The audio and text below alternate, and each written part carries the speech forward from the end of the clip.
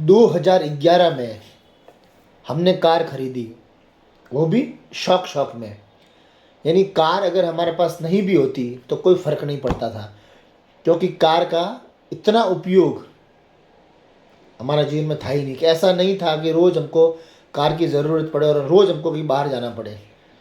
तो हमने कार शौक शौक में खरीदी, 2-4 दिन चलाई और कभी कभी महीने में एक आध बार फिर काम आती कार, कहीं जाना हो तो कार पड़ी रहती।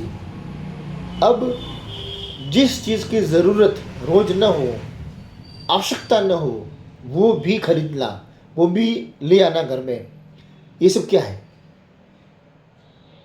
ये क्या है? इसका क्या मतलब है? ये एक प्रकार की मूर्खता है। भारत में लगभग भारत में लगभग 90% लोग कार बिना रेगुलर उपयोग के खरीद रहे हैं।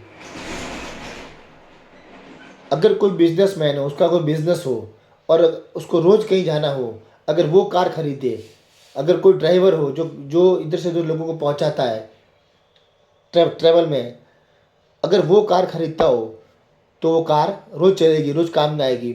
लेकिन एक आम आदमी जिसको रोज़ काम ही नहीं है, रोज़ ज़रूरत ही नहीं है, वो कार खरीद रहा है, फिर उसको मेंटेन कर रहा है, फिर वो कार कभी कभी कभी कई टाइम तक पड़ी रहती है और पड़ी कार की बैटरी डाउन हो जाती है, फिर उस बैटरी को चार्ज करवाना, फिर कई मुसीबतें पैदा करना। और जब कोई चीज़ आपके ज़्यादा काम नहीं आती है तो कोई भी चीज़ हो इस दुनिया की, अगर कोई चीज़ आपने ला के खरीद ली है और उसका उपयोग नहीं हो रहा है तो पड़े पड़े उसमें कुछ समस्या होनी शुरू हो जाती है। तो भारत में 90% लोग कार या तो दूसरों को दिखाने के लिए खरीद रहे हैं या ऐसे शौक शौक में खरीद रहे हैं जिसका बाद में कोई उपयोग न हो। अब ये ऐसा क्यों हो रहा है? गलत सामाजिक व्यवस्था। कार आपकी प्रतिष्ठा का प्रतीक है, ये ऐसा एक समाज में बन गया है, एक धारा बन गया है कि आपके पास कार है तो लोग आपका सम्मान करेंगे।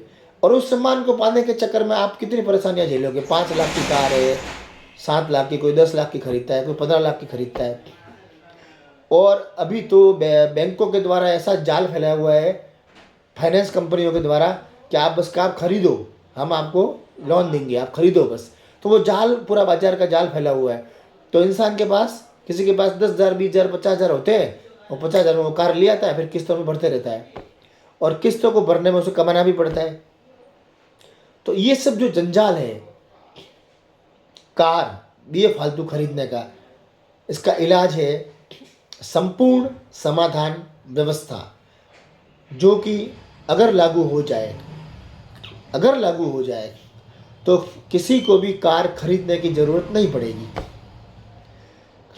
एक जगह बहुत सारी कार होगी, उस कार को देखभाल करने के लिए दो या 3 लोग रखे हुए होंगे। आपको जब भी काम हो घर संबंधी, आपने वहाँ ऑर्डर किया कार का, फ़ोन किया और कहा कि मुझे कार चाहिए इतने घंटों के लिए, और वो जहाँ पर कार, बहुत सारी कारें रखी हुई है, आपसे कुछ चार्ज लेगी, नहीं, आपसे कुछ चार्ज लेगी या नहीं भी लेगी, ऐसी व्यवस्था है। आपने उस कार का उपयोग किया, लाकर वहाँ रख दी, आपको कार खरीदने की ज़रूरत नहीं, कार को घर में पार्क करने की ज़रूरत नहीं, और कार के लेकर किस्तों का भरने का और कार की मेंटेनेंस का कोई लोड नहीं। आप जब चाहो उस कार का इस्तेमाल कर सकते हो। तो बेवजह किसी भी चीज़ को खरीदना, चाहे वो घर में ऐसे ही पड़ी हो, जब मैं अपने घर में देखता हूँ कई बार, तो बहुत सारी चीज़ें ऐसी होती जो साल में एक आध बार या 2 बार काम आती है, बाकी पूरे साल वो वस्तु ऐसे पड़ी रहती है। इस तरह मनुष्य ने क्या किया है कि बहुत सारी चीज़ें अपने पास इकट्ठी कर ली ऐसी, जिसकी कोई ज़रूरत भी नहीं है, रेगुलर ज़रूरत भी नहीं है, कभी कभार वो काम आती है। तो ये जो चीज़ें है ना, ये जो मानसिकता है ना कि मेरे पास सब कुछ होना चाहिए, भले कभी कभी उपयोगी आए, इससे उसको संभालने की चिंता बढ़ती है, चोरी न हो जाए उसकी चिंता बढ़ती है, कोई पड़े पड़े ख़राब न हो जाए उसकी चिंता बढ़ती है।